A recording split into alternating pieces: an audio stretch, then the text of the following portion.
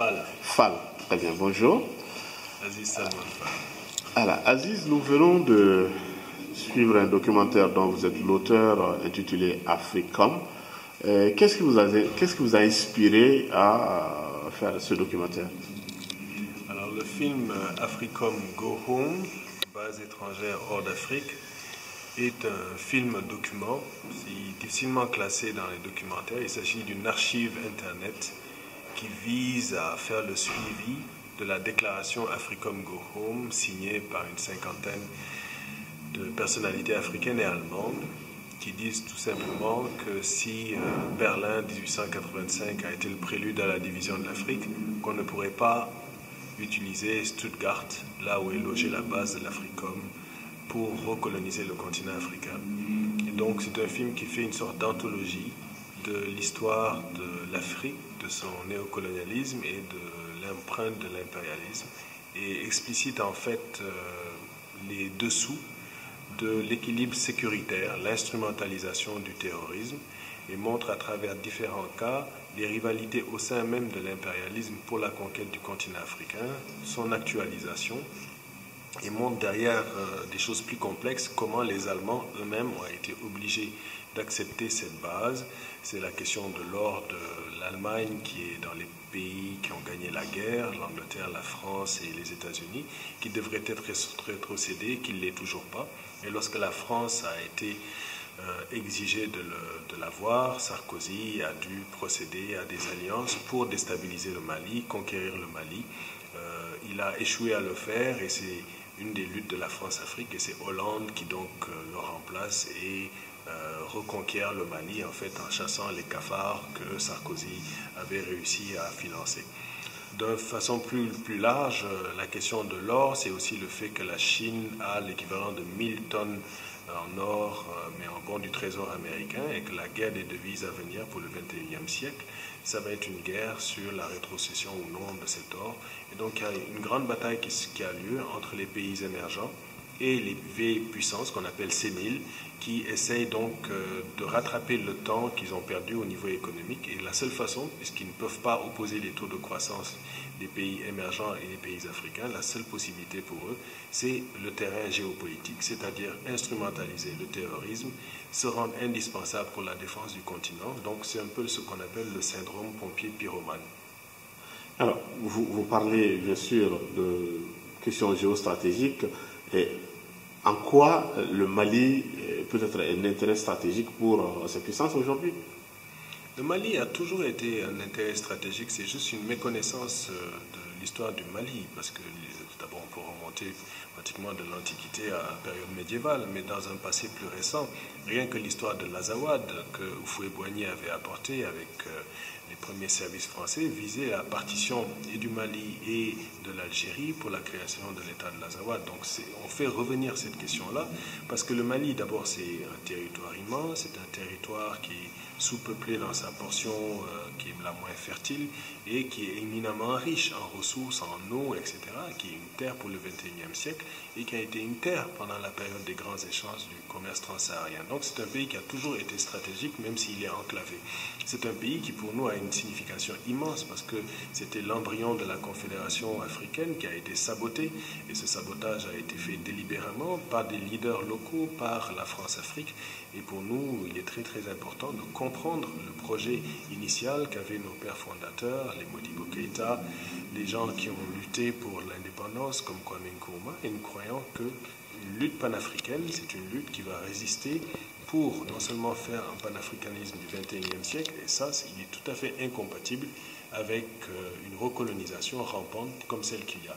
Je sais que beaucoup de vos concitoyens considèrent qu'ils ont été libérés. En fait, c'est parce qu'ils ne comprennent pas l'ampleur de ce qui s'est passé. C'est une instrumentalisation que les forces occidentales mènent pour pouvoir contrôler le continent africain, de peur de voir les Chinois, les Indiens, les autres partenaires posséder des avantages qu'eux ne peuvent plus nous procurer.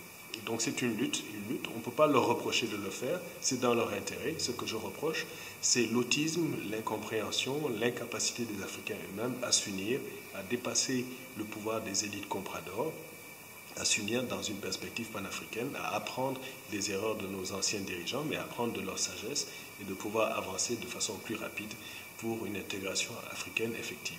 tous nos leaders ont été assassinés, qu'ils soient bons ou mauvais. Le problème, c'est qu'ils voulaient un panafricanisme et on ne les a pas écoutés. Alors, vous évoquez la rétrocession de l'or allemand après la guerre et la crise au Mali. Je n'ai pas bien compris quel est le lien entre ces deux événements, ces deux phénomènes. Très simplement, c'est que l'Allemagne, à la fin de la période du Napoléon, demande donc le retour de son or, qui était l'or du Deutschmark, et 1000 tonnes d'or, 674 sont à la réserve fédérale américaine. Les Américains ne veulent pas rendre cet or, soit qu'ils l'ont utilisé, soit qu'ils ne veulent pas, pour déstabiliser l'économie mondiale. Les Allemands veulent leur or, les Britanniques et les Français ont convenu de le donner en étapes. Alors le problème, c'est qu'il faut donc de l'or brut, de l'or massif en plus grande quantité, dans la perspective que tôt ou tard, les Allemands doivent être retrocédés, mais aussi dans la perspective que si un jour le yuan, la monnaie chinoise, était rééquilibrée, il va falloir convertir les bons du Trésor américain en or. Donc il y a un besoin d'or immense, et la guerre des devises à venir, même pour l'Afrique, en 2020, qu'on va vers une zone ouest africaine, ben, ça va être basé forcément sur une parité en or. Donc il y a une bataille sur l'or qui est là, qui est bien amorcée, et le Mali fait partie de ces espaces. Ces espaces sont considérablement libéralisés, ils sont privatisés à complètement prix. Vous savez que les États africains, c'est peut-être 4 à 7% des redevances en matière première. Donc la Banque mondiale a déstructuré nos systèmes. Donc il y a une lutte sur la possession de ces espaces qui ont été déjà dépossédés par les firmes juniors et seniors. Et actuellement, ils ont peur parce que les pays africains qui se réveillent veulent accroître leur marge de manœuvre. Donc la seule façon, c'est de déstabiliser ces pays, de les rendre dépendants du soutien militaire afin de pouvoir les garder sous tutelle. Et c'est contre cela que le film s'interpose. Merci beaucoup, Aziz. C'est moi qui remercie. Bon, alors le Sankara. Oui, si on peut enchaîner sur Sankara. Oui, c'est les mêmes dynamiques, allez-y. Ok.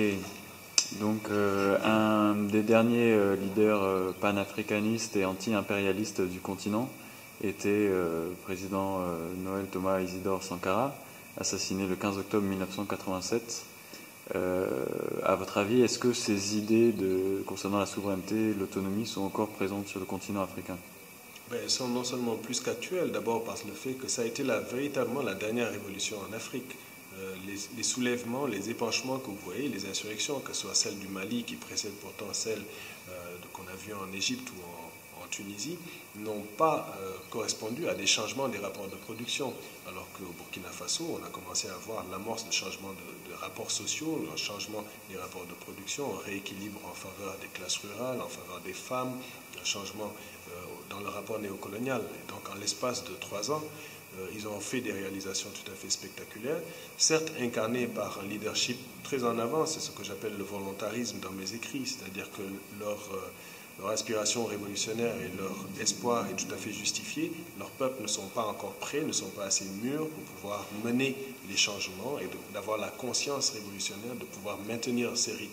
Bien sûr, il y a eu des erreurs, comme dans toute expérience révolutionnaire, il va forcément y avoir des erreurs, mais pas au point de justifier sa mort. Et ce qui s'est passé, c'est qu'il y a eu un complot international où la CIA, les services français et les chefs d'État locaux ont comploté pour l'assassiner. Tout cela a été présenté comme une mort naturelle, il est mort avec une dizaine de personnes. Et pendant 19 ans, notre campagne, la campagne internationale Justice pour Sankara, un collectif au début d'une vingtaine d'avocats, a essayé de faire entendre raison à la magistrature burkinabé. Nous avons échoué jusqu'en Cour suprême. On nous avait dit qu'on n'avait pas donné 5 000 francs CFA alors qu'on en avait donné 1 million et que les enfants Sankara étaient tout à fait exemptés par le greffe de donner cette somme. Mais en fait, c'était des arguties pour nous empêcher de réussir. Nous sommes allés au comité des droits de l'homme puisque le Burkina avait ratifié le pacte et le protocole. Et en vertu de cela, il a été condamné sur l'article 7, c'est-à-dire que la veuve avait le droit à une compensation, à la rectification du certificat de décès, qui mentionnait qu'il était mort de mort naturelle, à pouvoir avoir un droit d'enquête et une compensation. Et en vertu de cela, au bout d'une année, le Burkina s'est acoquiné avec d'autres gens parmi les experts, et les experts ont considéré que le Burkina, en rectifiant, il avait enlevé le mot naturel du certificat de décès, donc il était juste mort, ce qui est la vocation d'un certificat de décès, mais mort de quoi, c'était pas dit. Et ils ont fait une erreur de typographie en mettant $600 000 au lieu de $60 000 qui correspondait en fait à la pension. Et en vertu de ça, les experts ont considéré que l'État avait fait ces choses et qu'on devrait arrêter le cas. En réalité, c'était une façon de noyer le poisson. Nous avons continué la pression et nous avons demandé l'expertise en ADN. Nous avons prélevé l'ADN des enfants. Et depuis 3 ans, nous attendons ce droit d'exhumer la tombe de Thomas Sankara, la tombe présumée. Entre-temps, la résistance, tous les gens qu'on a soutenus, etc., il y a eu un mouvement, ce qu'on peut appeler les enfants Sankara. Donc, tuer un Sankara, vous en auriez 1000, et 10 000 et 100 000. Et c'est ce qui s'est passé. Un mouvement de révolte qui a finalement chassé le régime, qui s'est enfui dans le pays qu'il avait lui-même déstabilisé et restauré. Et actuellement, le nouveau régime qui s'est ouvert ne semble plus disposé à nous écouter. Il dit qu'il est prêt à ouvrir l'enquête et à faire l'exhumation. Nous sommes en fait tout à fait enchantés de cela. Mais en même temps, nous savons que le laps de temps qu'il dispose ne lui permet pas de faire tout ça en même temps. Et nous savons pertinemment que parmi les assassins de Thomas sont toujours là, parmi les commanditaires, il y en a d'autres qui sont là. Et ceux qui dirigent le pays, eux-mêmes, sont un peu le fusil sous la tempe de ces gens-là. Donc nous savons que leur marge de manœuvre est très réduite. Nous savons aussi que la magistrature, malheureusement, n'est pas encore en état de fonctionner, qu'une bonne partie de cette magistrature a de très grands problèmes. Et nous savons aussi que le peuple burkinabé n'est pas suffisamment organisé pour lui-même supporter sa deuxième révolution. La preuve, elle a dû recourir aux militaires pour les aider. Donc c'est un long processus. Nous allons continuer cette lutte malgré les intimidations qu'il y a eu dans les années passées et malgré le fait que nous savons, un peu comme on le dit, le pays était une base arrière de l'Africom. Une des personnes qui dirige faisait partie de l'Africom. Le chef de l'État, c'est le même ambassadeur qui était là lorsqu'à l'ONU on a fermé notre cas. Donc nous savons que nous sommes dans un système assez complexe où l'ordre du monde n'est pas nécessairement favorable à nos idées. Mais nous savons que les idées de Sankara sont bonnes, que des millions d'Africains continuent de croire qu'il faut un monde différent, un monde panafricain ouvert sur l'internationalisme. Et je suis tout à fait enchanté que des gens comme vous veuillent faire connaître ce travail, faire connaître le travail de Thomas, qui a prôné un développement autocentré, le même que notre groupe, le groupe de recherche et d'initiative pour la libération de l'Afrique, poursuit depuis 30 ans. Vous dites qu'en 1987, la population burkinabé, la population africaine n'était pas prête à recevoir et appliquer ces idées-là. En tout cas, que ces idées-là étaient peut-être trop en avance. Aujourd'hui, vous dites qu'elle n'est toujours pas prête, puisqu'elle a fait appel au pouvoir militaire pour gérer un petit peu cette transition, du moins au début. Donc quand est-ce que la population sera prête pour mettre en place toutes ces idées d'autonomie et de souveraineté prônées par Thomas Sankara? C'est pas singulier pour le Burkina Faso, c'est valable pour l'humanité en général. Vous savez que c'est pas parce qu'il y a des grandes idées, que ce soit sur le réchauffement global, sur la façon de consommer ou de produire, il y a des gens qui donnent les solutions, on les connaît les solutions. La capacité maintenant des gens de prendre conscience de leur capacité eux-mêmes d'agir et de transformer leur monde, ça c'est autre chose. Donc c'est un long processus. Ce qui est valable pour l'humanité est valable pour Burkina, pays pauvre, enclavé, qui se réveille, qui a des pans entiers de sa société qui avancent. Nous sommes ici en Tunisie actuellement. En Tunisie, il y a eu un éveil, une première vague de révolution. Je crois qu'il y en a une deuxième qui est en train de se réveiller. On va essayer par le terrorisme de l'empêcher, mais comme partout, il y a des mouvements, il y a des contradictions. Et les peuples s'éveillent à des rythmes. Et c'est extrêmement long. La Grèce aujourd'hui, qui est la lanterne rouge de l'Afrique, qui est pourtant le pays qui a permis l'occidentalisation en général, c'est à peine si on en veut dans l'Union européenne. Mais en même temps, c'est la réponse d'un peuple qui ne veut pas du néolibéralisme, qui ne veut pas de l'option. Donc chaque peuple a des rythmes différents. La capacité de faire la transformation est très longue.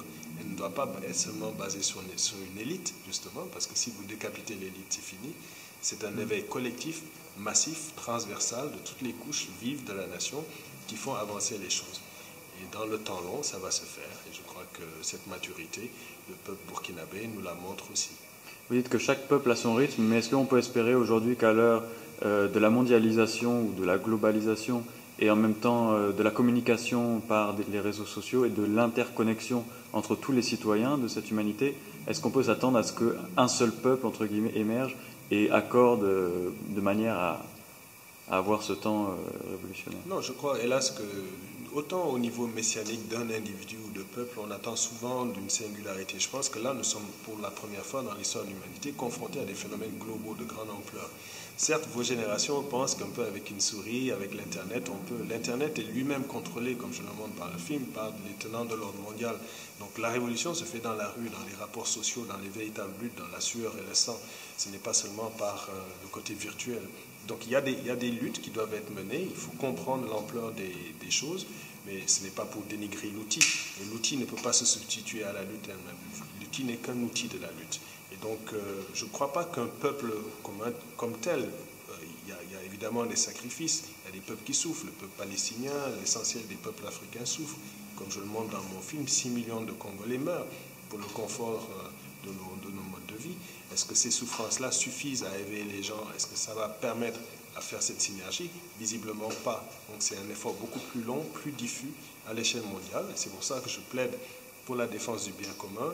Je plaide pour qu'on redécouvre les vertus de ce que j'appelle le transinternationalisme, c'est-à-dire une redécouverte des valeurs qui nous lient, des valeurs qui nous lient au-delà du cosmopolitisme sur un internationalisme des peuples, au-delà des États, au-delà des 5 continents. Nous devons sauver cette planète. Voilà.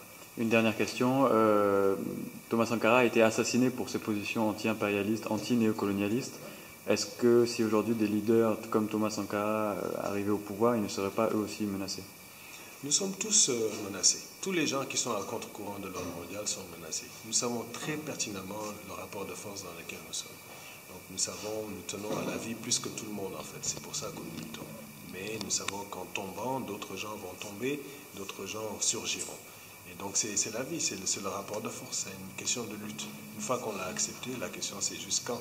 Mais de toute façon, irrémédiablement, l'humanité est condamnée à mourir de toutes les façons. C'est la loi de l'être humain, c'est de mourir. Mais quand on veut vous tuer pour vos idées, pour vos actions, et que ces actions sont nobles, qu'elles sont dans le sens des droits, de la justice sociale, on mériterait d'avoir plus de soutien des gens qui nous regardent souvent mourir. Mais je pense que ça n'a fait pas peur aux gens. Thomas Sankara a été courageux, peut-être qu'il était téméraire. Je crois qu'il a semé un exemple. Il faut que les jeunes soient davantage courageux.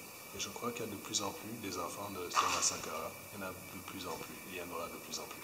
Si vous avez un message à donner à la jeunesse burkinabé qui nous regarde? C'est que son message en fait est déjà passé.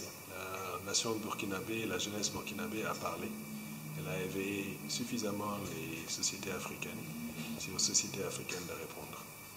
Merci beaucoup. Merci.